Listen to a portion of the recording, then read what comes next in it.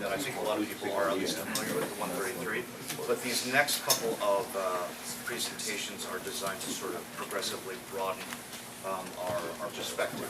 And I think this is something we progressively need to continue to do regularly, because as you'll see, I think there are certain things that when you really focus on reconstruction or executions technique, when we're playing with tournaments and sparring with people, when you really just focus on the fighting aspect, there's a whole extra context element that can really influence how you read these manuscripts or how you think about these techniques.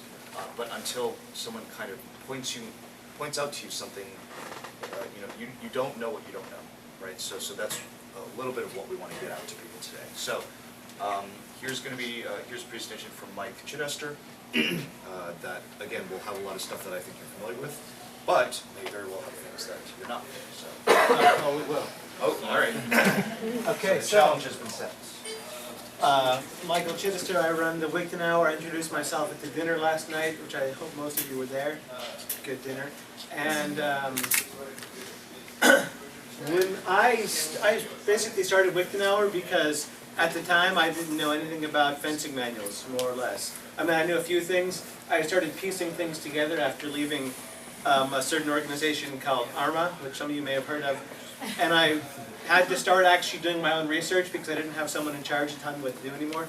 So I started looking at manuals and discovered very quickly that most people who were participating in discussions on HEMA forums, which I realized may not be representative of the entire HEMA community, but most people that I was talking to didn't have a lot more information than I did as far as what was out there, how many manuals there were, what they contained.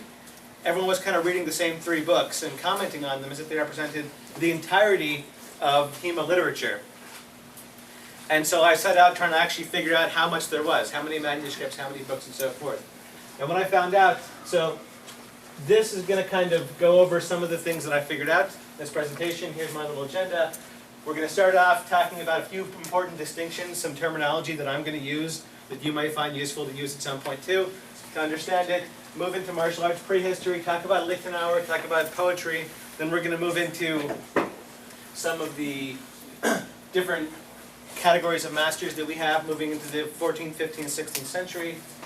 Talk about some of the loosely related German traditions that are contemporary to Liechtenauer and possibly directly connected to him. Talk about the origin of printed fencing manuals and move into the Freifechter. And then we'll move out. I have 2 apologies to make when I'm starting out. First of all, I brought the wrong PowerPoint presentation. This is basically the same one that I used in Amherst in April. The one that was much expanded and changed and had better pictures is on my computer at home and apparently didn't upload to my Dropbox, so I don't have it with me. This one will do, but I just want to make that apology. And the other one is that I'm talking primarily about German language sources, and I do not speak German. My training is in Italian and Spanish, so I'm going to apologize in advance for my pronunciation. I try as hard as I can, but I screw things up sometimes. So let's move into this. Well, to start with, as far as what is a fencing manual, and especially what is a manuscript fencing manual. In 1985, Hills published one of the first surveys of this. I believe there was one of the 60s before that, but Hills is the kind of the standard. He thought there were 55 German manuscripts. Rainer Lang published in 2008, 2009, said there was 61. By my count, there are 86 German fencing manuscripts that we know to exist at this point. And they come in 5 basic categories. And this is speaking only of handwritten sources. I know that manuscripts in the HEMA parlance means any kind of book, but I will kind of make that distinction because manuscripts are fundamentally different kinds of works than printed books. So it is important to keep the difference in mind.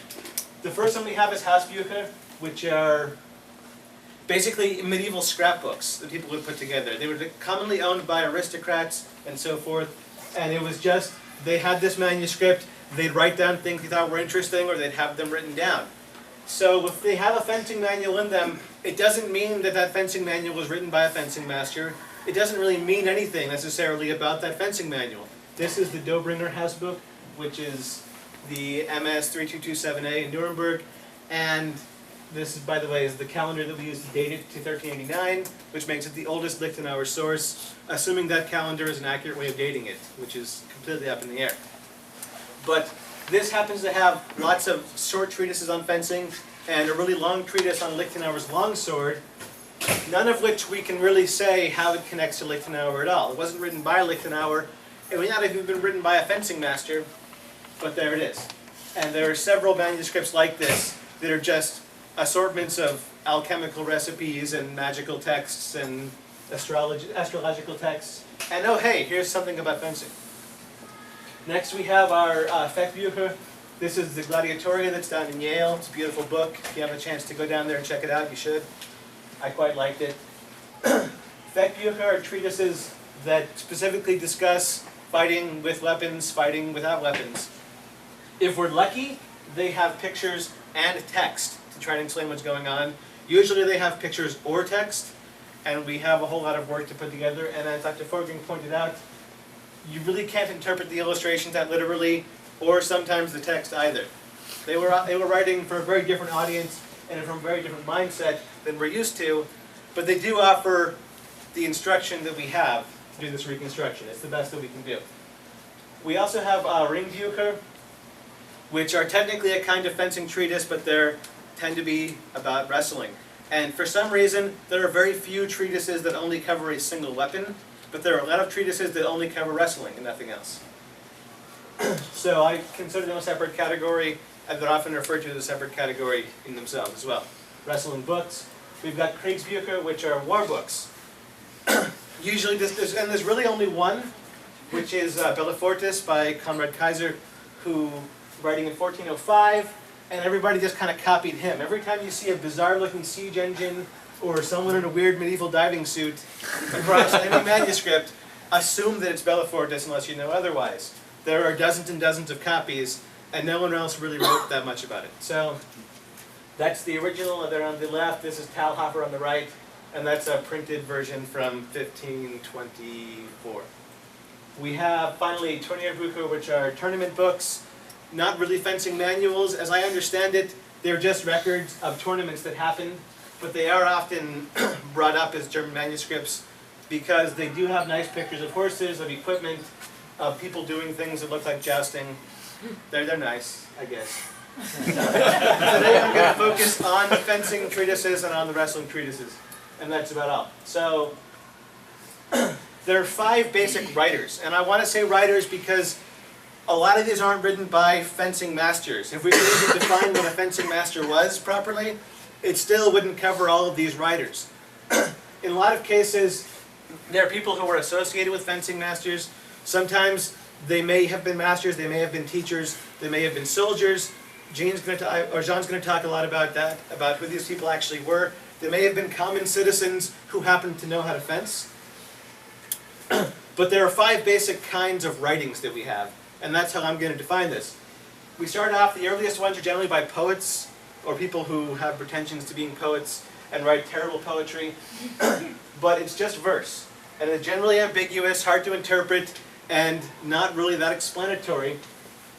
Here we have Johannes Liechtenauer's verse on the left. He is the most famous of the poets, I suppose. And this is Martin Seiber on the right, who this is rendered in prose, but it's still rhyming verse-ish.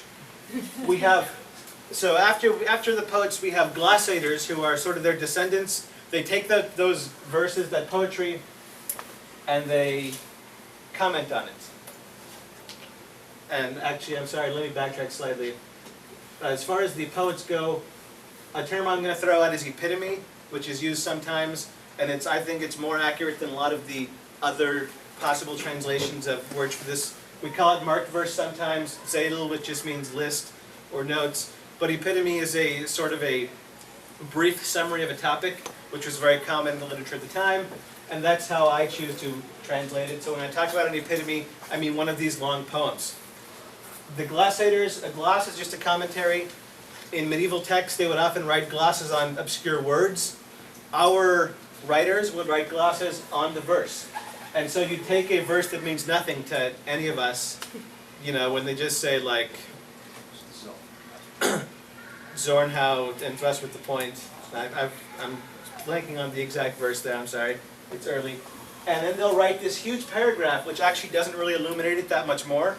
But it usually gives us more ideas about what's going on. And this is from Huntsville Inspired here.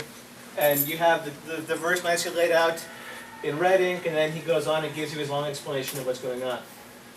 And if we're lucky, it's paired with illustrations, although sometimes, especially in the early sources, illustrators didn't actually write interpretations at all. We just, again, have the verses, a couplet or a single line, and then this is Paulus Cal from 1470. There's a picture of that verse. So the best fencing manuals, the best treatises, are illustrated glosses, especially in the 15th century. There aren't that many of those. There are only a few. And those of you who study Fiore, of course, don't have this problem because he gives you both right off the bat. He gave you poetry, he gave you paragraphs, he gave you illustrations. It's nice. For German people, we have to put these things together ourselves and try to piece out a proper treatise. The interpreters were later, in the 16th century more often. They were just sort of, they were still trained in the art. They were no longer as close to the original sources, and there's kind of straightened out techniques. You'll find, this is Jörg Wilhelm Hutter from 1523. You'll find pieces of verse in there, like he heard it at some point and quoted it, but there's no longer any attempt to really structure it according to the original teachings.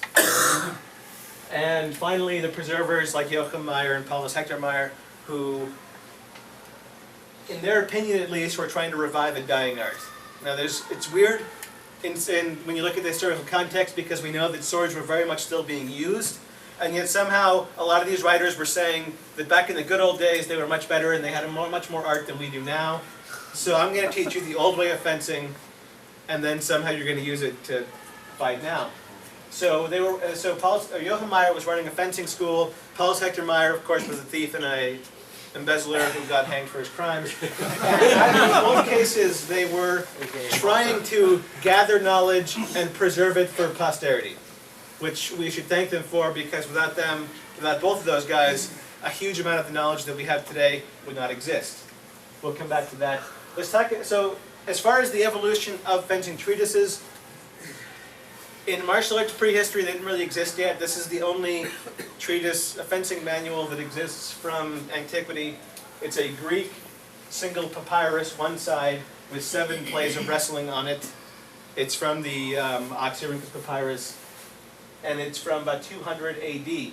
And then on the left is some Attic vases showing what they may have been describing in this really hard to follow German or Greek text. Excuse me.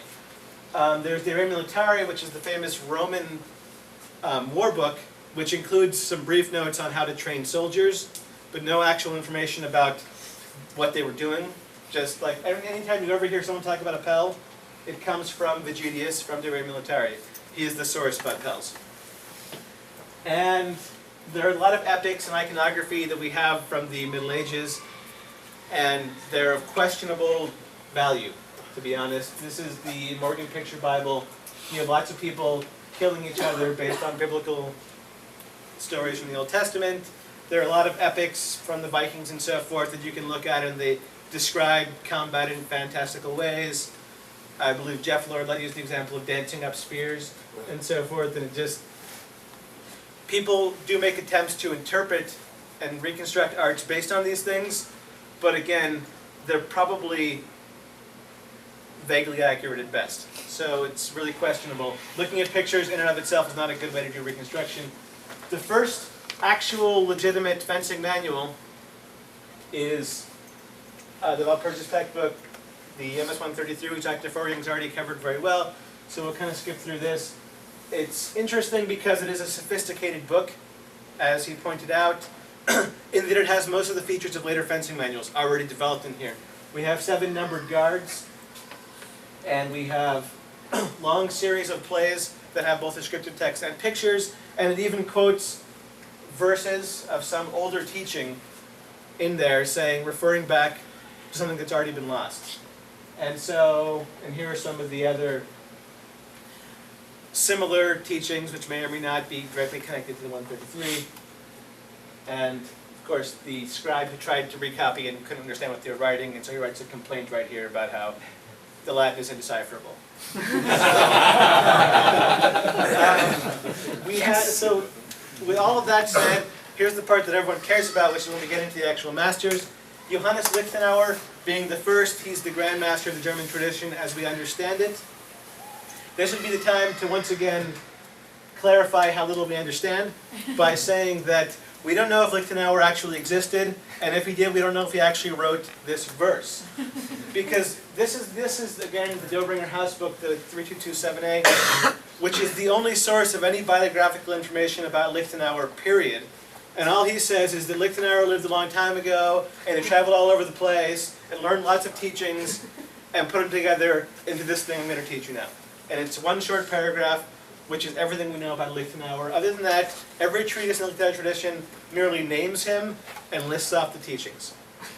So it's entirely possible that someone invented him at some point as the progenitor of teachings that already existed that they didn't understand. And we should keep that in mind. However, his impact on the German tradition can't be overstated. He is the most important master that we study simply because he influenced nearly every other master that we study. He's what ties everything together. And his teachings came in 17 techniques. It's sort of how he structured it, and therefore how everybody else structured it. 5 master cuts, which are the point of contention among all German practitioners. Particularly things like the Krumpau and so forth. And 12 other chief techniques. He didn't really describe them that well, but he did list them off and then proceeded to wax poetic about them in his epitome. And every other master since then, or after that, until well into the 16th century, so for the next 200 years or so, also structured their teachings around these techniques. Actually, let's come back, we'll go to that in a second. He also wrote shorter things on horse fighting and on armored foot combat, which don't get as much attention and are not nearly as developed. And he wrote these 24 figures, which are abbreviated versions of some of his horse verses. And it's unclear why he separated that out and why he has these 24 things that are just like one-liners that sort of allude to his poem. But they are similar in nature to Andre Parnfein's 12 Rules for the Beginning Fencer, which again take some of Liechtenauer's longsword verses and break them down into one-liners about finishing with, if you frighten easily, don't learn to fence. And those are all, and they're probably just memory aids to learn the real memory aid, which was the poem, which in turn you use to learn the actual techniques. Once we get to, hold on, sorry, I lost my place for the presentation. Okay, so there we go. The oldest version of the verse, and the most extensive, is in the 3227a. Roughly twice as long as any other version, but again, it's from a scrapbook. It's from some guy who wrote it down from we don't know what source. There's a lot of repetition, there's a lot of mistakes, there's a lot of weird things added on to the end of verses that don't really belong there. And it's often considered the most complete version of the verse. I personally have my doubts about that because, again, it's not nearly as well organized as other versions. But it is the oldest and one of the authoritative ones. The problem is the second oldest is in this manuscript, GBF 18a, in the Thüringer Universitäts- und Landesbibliothek in Jena, and it doesn't actually attribute itself to Liechtenauer. So in 1389, Liechtenauer wrote this verse. In the early 1400s, this Magister Berenguer wrote the verse, and those are the 2 oldest versions. So again, we come back to who was Liechtenauer. We don't really know. Is it just a name that's attached to it? This was recently discovered by one James Wallhausen, and he's going to be publishing a paper on it soon, he tells me. And what's also interesting is that it's described as a chant, or a sort of song, and it's in a book full of chants that were used to learn different topics. So it kind of gives us some insight into why they wrote this verse in the first place. It's generally speculated that it's because students would memorize it and use it as mnemonic devices to recall techniques. So then we also have the Inversion of Gladiatori here. I'm not going to read out the whole serial number here, which is also interesting because it's another version of the verse. This is in 1465 to 1480, and it's again longer than the standard one, written in Low German, with lots of interesting verse variations, and anonymous.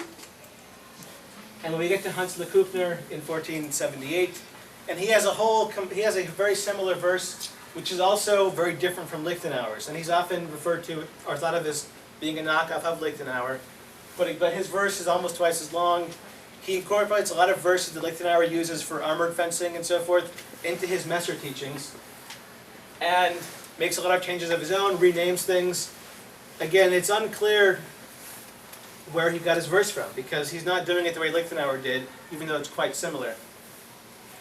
And Peter Faulkner, who was a captain of the Marksbrüder in 1495, actually includes both versions of the verse, Liechtenauer's and Leukner's, for his longsword and Messer. The bottom line, as far as I'm concerned, is that the verse possibly was a teaching that was much more widespread than simply Liechtenauer's tradition. And people were picking up the verse and writing it down because it was a common fencing teaching, completely apart from Liechtenauer's own personal students. So, with that said, let's move into some of the fencing manuals. The important thing to keep in mind, especially about the manuscripts, is that a lot of them were not written by a master with a certain plan in mind.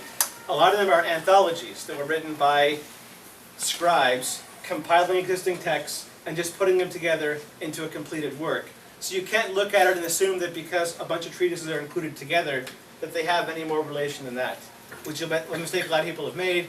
They see Ringek's, or the manuscript attributed to Ringek, his treatise is first, therefore everything in the whole book must be written by Ringek. You go to what's called Codex Danzig, which is the Rome Codex, and it has Peter von Danzig's name in the back with his treatise, so the whole thing is attributed to Peter von Danzig, and it's an easy trap to fall into.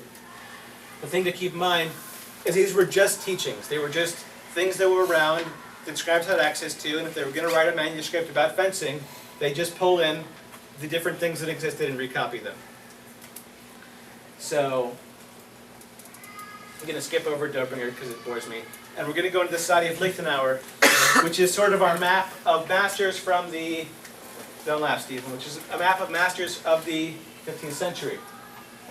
In 1470, Paulus Cal gives us this list from, and only about half of these masters are known, but every master on his list who left a fencing manual, it was generally recopied several times, and these are, let me rephrase, there are not many masters in the 15th century who didn't make this list. So whoever they were, whatever this organization was, the Society of Liechtenauer, shaped the face of the German tradition as we understand it in the 15th century. Unfortunately, half of these masters are unknown.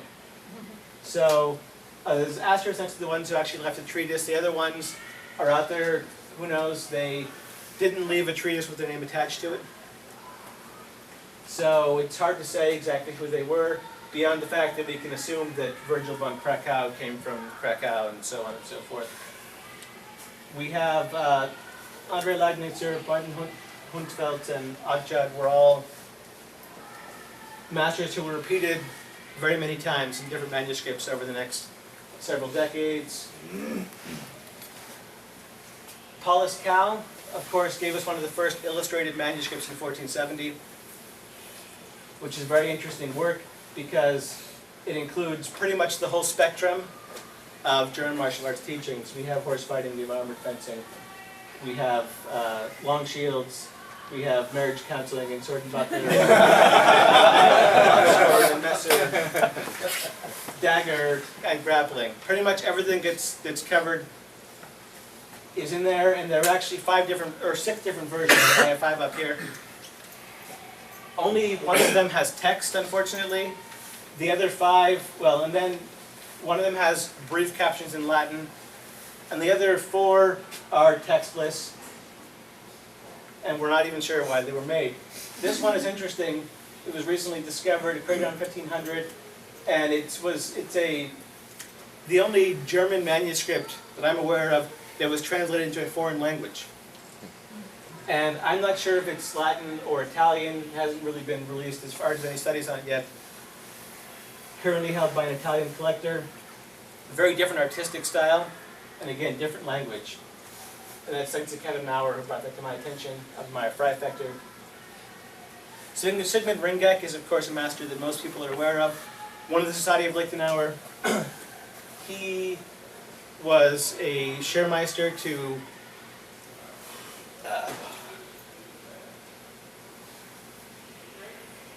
to Albrecht of Bavaria, and yes. He was a what? I'm sorry.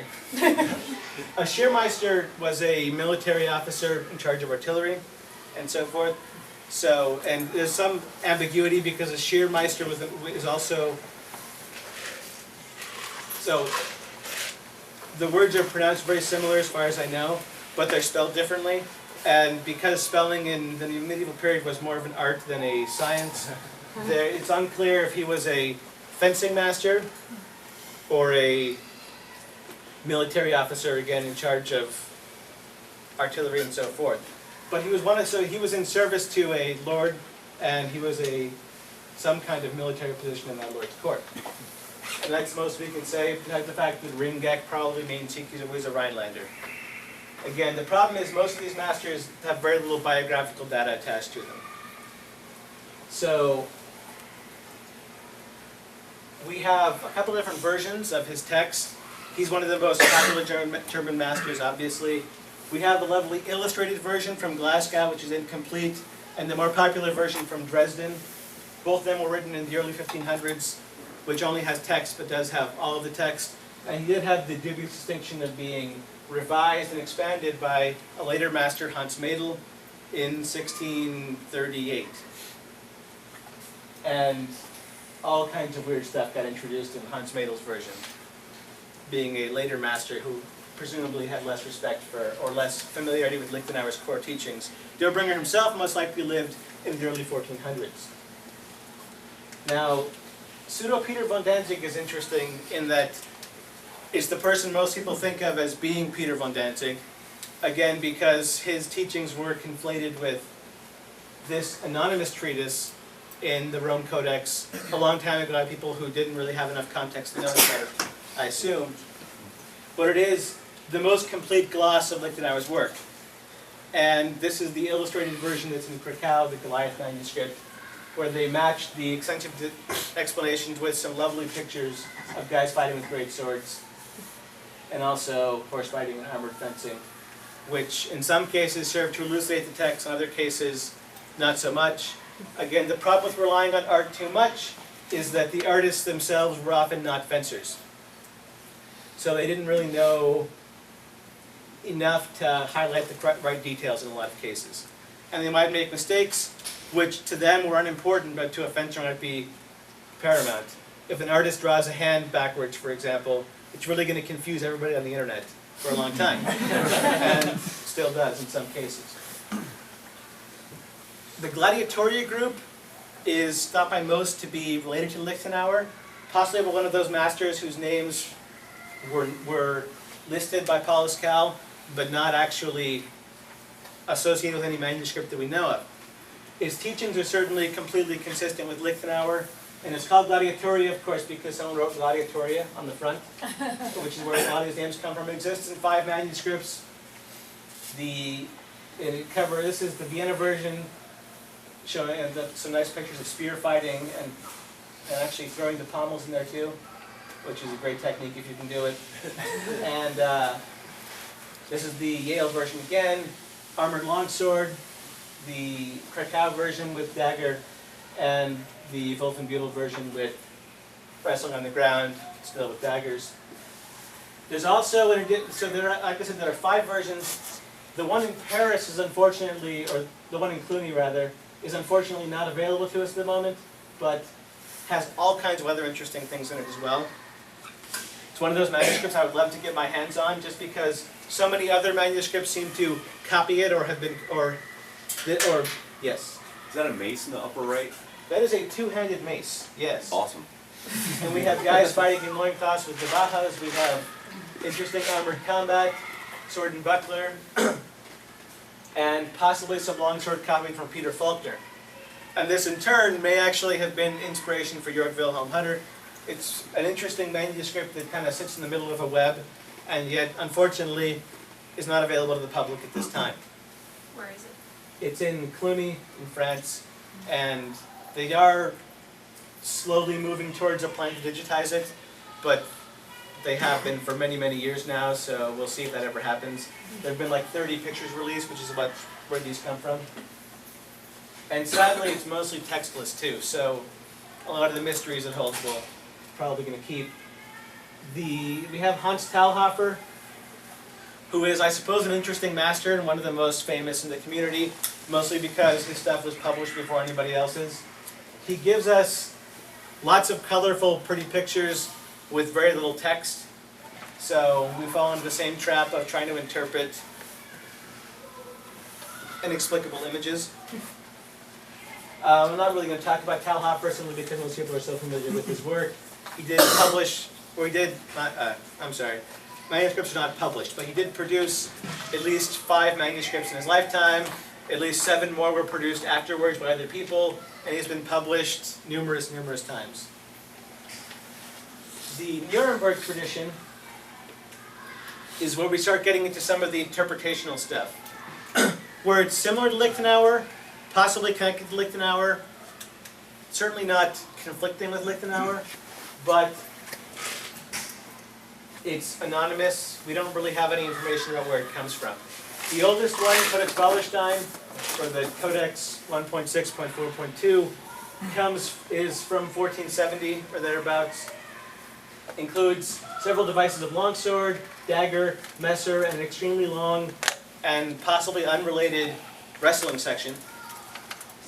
It was bound together from 3 different manuscripts, and these are 2 of them, the wrestling and the weapons. We also see the same or more related wrestling techniques in the Glasgow Fechtbuch, and interesting related dagger techniques in this Swiss manuscript. And Albrecht Dürer kind of put the pieces together in a beautiful, beautiful manuscript that he produced for Maximilian I in 1512, which only has captions for the wrestling, unfortunately, but gives us lovely illustrations painted by him or one of his apprentices, and is really one of the prettiest of the fencing manuals. And the Berlin Sketchbook, the Liber Picturae A83 in Berlin, which covers a lot of the same material and adds in some armored stuff, which we also see in Antonius Rast, who was a master of the Marksbrüder in 1540, died in 1537, and his book was completed by Paulus Hector Meyer after purchasing it in 1540. And he has, again, the same things: wrestling, dagger, messer, longsword, and he has some of the armored stuff, and he throws in some staff and some horse fighting. It's a very interesting manuscript, which the Augsburg State Archive is being very uncooperative as far as getting it to the community, charging a ridiculous amount of money. Hans Liechtenauer, I spoke a little bit about earlier, possibly related to Liechtenauer, but he kind of did his own thing, and he interpreted verses in very different ways. And he added in a lot of verses that are not in Liechtenauer's material. He was a priest who taught messer fighting and produced at least 2 manuscripts, including this lovely illustrated one. There are lots of interesting techniques, including, of course, how to throw someone into a sack. It's a favorite at parties. And well, the other interesting thing about Liechtenauer is that, like others, he was quoting an earlier master. And he always describes all of his teachings as, this is what the master said, as though he himself were not the original author. But we don't know who the original author was, and so he gets the credit for that. Peter Faulkner, in 1495, was a captain of the Marksbrüder, and I believe he was a messersmith himself, a knifesmith himself. And he put together one of the lovely illustrated books as well. I showed his longsword and his messer earlier. Here he has some dagger fighting, some staff, some poleaxe. long shield mounted, all of the same stuff. These are the teachings that sort of exist across the German tradition, including, for some reason, the long shield, which was part of a dueling rite that persisted for quite some time in ridiculous costumes with really unwieldy shields. My running theory on this is that it was set up mostly because it was probably hilarious to watch, not unlike the marriage counseling we saw from Paul's Cal. But really, the origin of a lot of these things is a mystery to me, at least. Maybe one of our academics can weigh in on that later. Yes. What are they wielding in a long shield duel? Is it short knives or clubs or what's That is a mace. And actually, it's interesting, in another manual, they described that the mace was actually designed that it could be thrown for some distance as well. Sort of like a giant dart. So, and there was rules about what happens, like how many maces you're allowed to have, how many you could throw, and then be handed a new one before you had to fight without it. The Augsburg tradition is famous not only for the pretzel salesman, but also all kinds of wacky illustrations. This is, Jörg Wilhelm Hutter is sort of the well-known one. An earlier master, who I list as Mirolaus here, but I believe it's actually Nicolaus. This is, again, an older presentation. Also, noted sculptor Gregor Erhardt contributed a long and detailed fencing manual later in life after he'd given up sculpting. That was in 1533. And of course, Paulus Hector Meyer. This is interesting because not only does it have 7 master cuts, including several that are completely unfamiliar to anybody from anywhere, because the Zwerg Wechselhau unfortunately doesn't appear anywhere besides this brief explanation.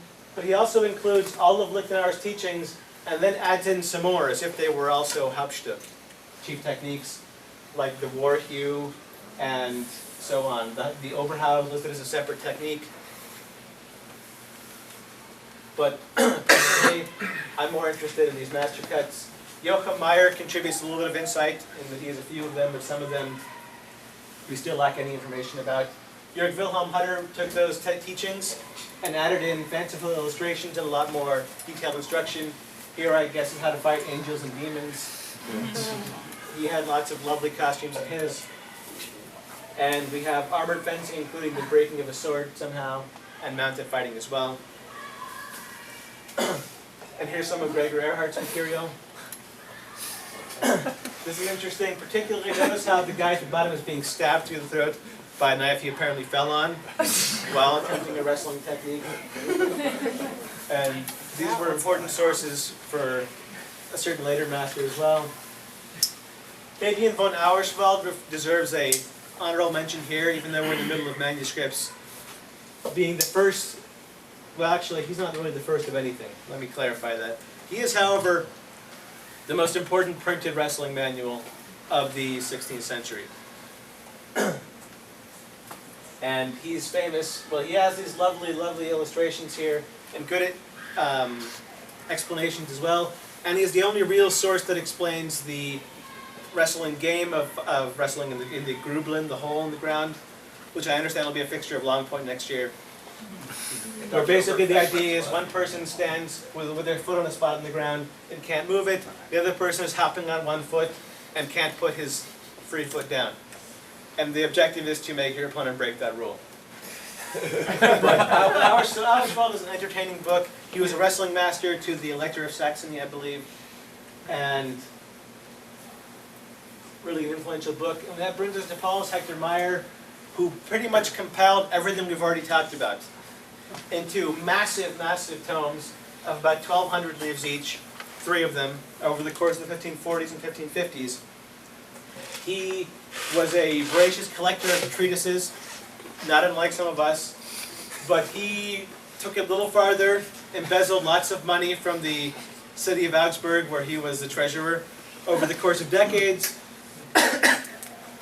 until finally being caught by a Renaissance whistleblower who forced an audit of his books, and he ended up being hanged, I believe, at the age of 69, which really, I assume, was kind of euthanasia. I mean, maybe it was all his idea, just to end it all. But he did amass quite a collection of treatises, and most of which are still held by the University of Augsburg today, which is useful because without those, who knows what might have been lost. Some very important treatises were part of his collection and through his efforts were preserved when so many others that we presume existed had disappeared. But all these masters had their stuff copied, usually plagiarized by Paulus Hector Meyer. That wasn't really a concept back then, but he pretty much just recopied it all. And in some cases made changes like taking Hans Le Kuchner's Messer teachings and just substituting in, what's going on? Just substituting in Dusak whenever it said Messer. And then suddenly he had the longest Dusak treatise ever produced. So, but it really is an impressive document. And it's fortunate to us. The main problem with Paulus Hector Meyer is that aside from preserving all of these masters' teachings, he also acquired a lot of uncaptioned illustrations, like the sword and buckler that Dr. Forgang showed us, like some work by Jörg Wilhelm Hutter, his early draft work that didn't have any of the text yet, and then sort of sat down and looked at it and wrote his own descriptions of what was happening, which generally, I'm told by people who've tried to reconstruct it, is not anything like what the original text was. So the sword and buckler that he describes really doesn't quite mesh with the system of MS-133. The armored fencing and mounted fencing he gets from Jörg Wilhelm Hutter isn't really the same thing that Jörg Wilhelm himself was writing about. Same with the illustration from the back of Codex Wallerstein. He's just kind of making things up like early HEMA reconstructors and just saying, well, this is probably what's going on. Yeah, that works. We'll go with that. And so Paulus Hector Meyer was not the final manuscript in this Liechtenauer tradition that was produced, but really he deserves to be the capstone. There were a few more later ones that we'll touch on at the end, but he sort of brought that all to its pinnacle. He wrote the best manuscripts with the most content, and more after his time period, which was really wasn't anything to do with him, but just the way Europe was evolving, people stopped making as many manuscripts, and we just don't see many after him. We do see a rise of printed books. Now this is important to understand these books. The important thing to understand is that these were not written, well, let me restart that. The distinction between manuscripts and books is important because manuscripts were not written for mass consumption.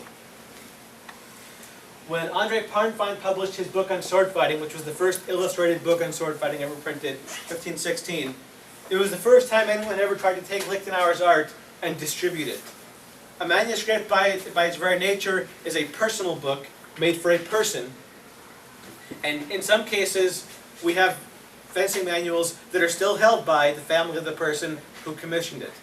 Right? The Koenigsegg version of Talhofer is still in the collection of the Koenigsegg family 600 years later. These were not meant to be shared around or published for the masses. It was made for a person by request. A book is very different. But what that means is a master like André Parnfine may have never seen a Liechtenauer manuscript. It's not like they were just at a public library, except when they were, but which I think Gene has some information on. But so when he writes his book, he probably thought he was the first person to ever attempt to write something about Liechtenauer sword fighting. So while he does include Liechtenauer's verse, he doesn't include anything else that you'll recognize as being a Liechtenauer teaching, because he didn't have Rungeck's book. So he has very interesting stuff, very unusual. His thing, as far as I know, is where the hanging parry comes from. Not the Absetzen from the upper hanger, but using it just as a static block. First appears here as a variation on the Krumpau, and he has lots of interesting sort of connections that he makes in his teachings. He has longsword, he has Dusak. These are early proto-Dusaks that look more Messer-like, and staff. And he's also, interestingly, writing a training manual, unlike the early medieval manuscripts, which were written as memory aids. He thought if you had his book, you could open it up and you could actually learn to fence from it. He said so in his introduction. And so he talks about staff as a training weapon for all polearms, and his Dusak as a training weapon for all single-hand longsword, all single-hand swords. And he's not actually using fetters, but he does have that early shilted longsword and that may be a very crude and ugly training longsword for all we know. His book is not noted for its artistic value, just for the interesting teachings. Christian Egenolf liked it enough that he republished it 4 times, well 3 times in his lifetime, and his heirs published a 4th version, so apparently he was selling well. The solid thump of the door in the jet. That's the power of German engineering. German engineering. Wow. So, I actually had some more slides to show you about Christian Egenolf, but they're not in this PowerPoint, so I can't show them to you. But he basically recopied all of Parnfang's teachings without giving him without mentioning his name at all. And he also included some fascinating dagger and wrestling plays, whose origins are completely unknown.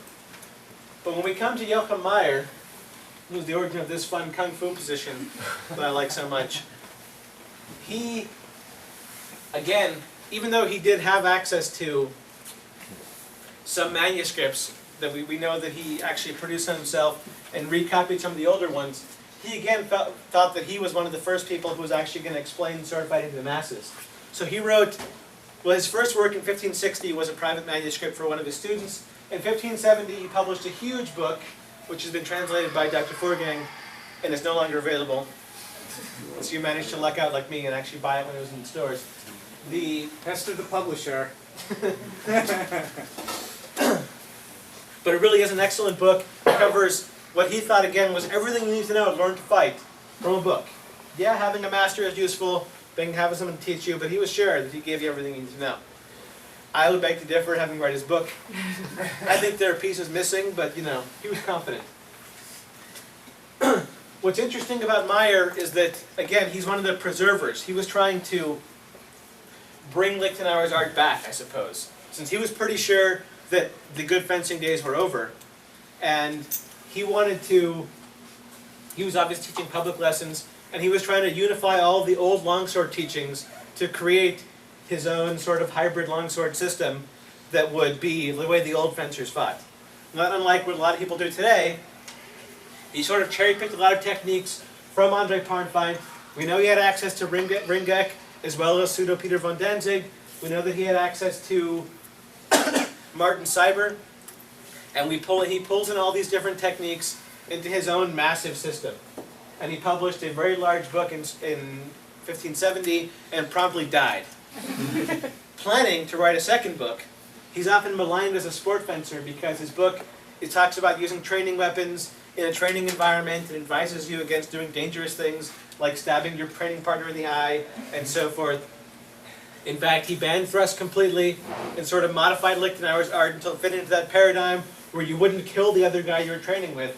And he says, but later I'm going to write a book about how to fight for real. What's that? 5 minutes? Okay. And so, then he died. So we don't have that book. What we do have is a manuscript he produced and was still working on when he died, which may be preliminary notes for that book that he wanted to publish. This is the Rustic manuscript, Bardia 83. And it contains, again, the whole spectrum of interesting treatises by Andrei Lignitzer, by Ott Judd, by Sigmund Ringek, and so on, as well as his own thoughts about how to take traditional Messer fencing and make it into a rapier system. So he has a whole section adapting basically Le Kuchner Messer for the side sword / rapier. None of this ever saw the light of day, never been published, but if he lived longer than, how old was he when he died? One of the Meyer guys helped me out, 39? 30s, something?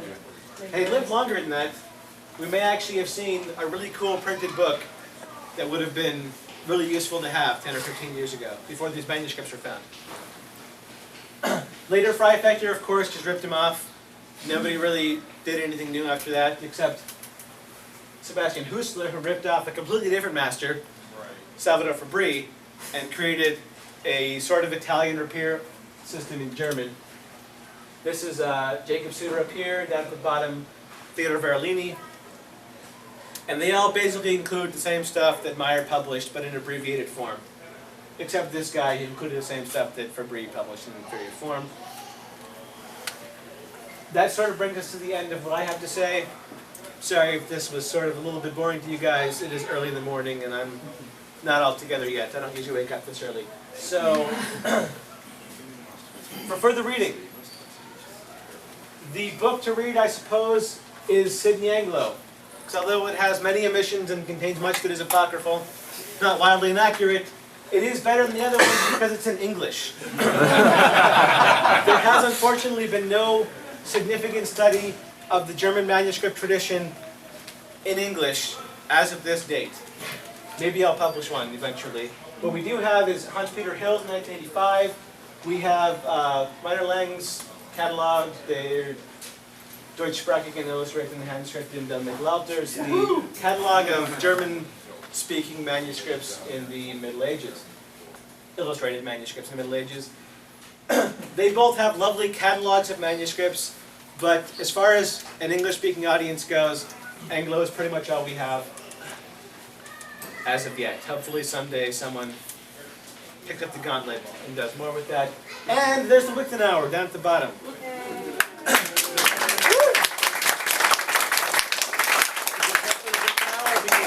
I'll stop speaking now. I don't know. But go there. There are lots of manuscripts where you can read in your own language or in their language, or just look at the pictures if you don't like reading.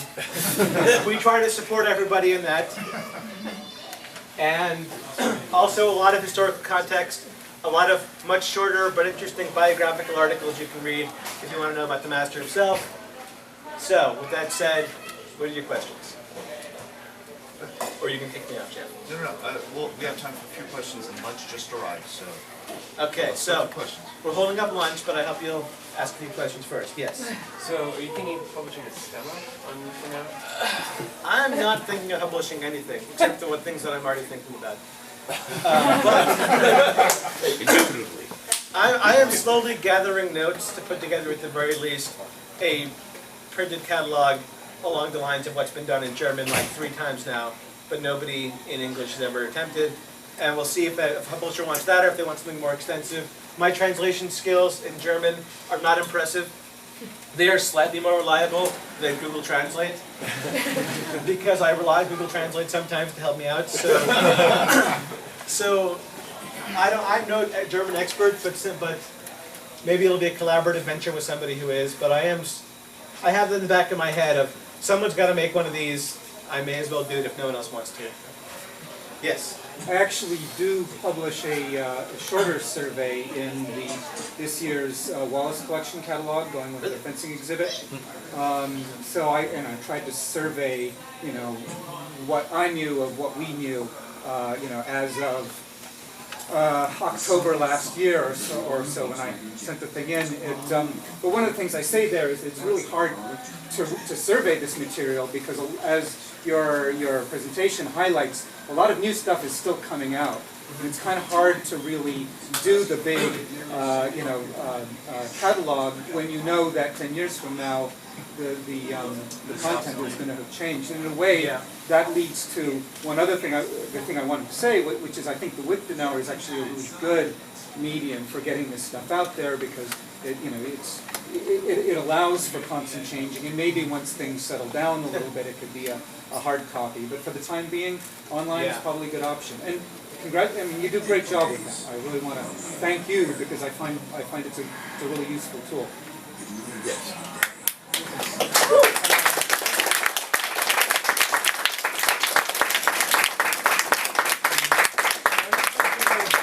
Okay, I have no idea where the sound is coming from.